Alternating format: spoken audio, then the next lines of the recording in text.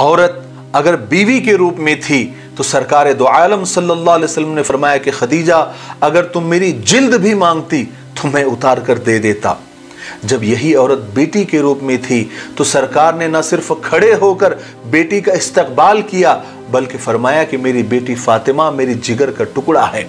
जब यही औरत बहन के रूप में थी तो सरकार ने फरमाया कि बहन, तुमने खुद आने की तकलीफ क्यों की, तुम पैगाम भिजवा देती तो मैं सारे कैदी ऐसे ही छुड़वा देता।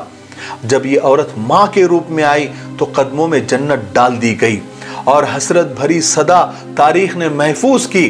फरमाया कि ऐ सहाबा, काश मेरी माँ जिंदा होती और मैं नमाज पढ़ रहा होता और मेरी माँ मुझे पुकारती कि ऐ मोहम्मद, तो मैं नमाज तोड़कर अपनी माँ की बात सुनता। ऐ उम्मत मोहम्मदिया के बेटियों, तुम बड़ी अजमत वाली हो।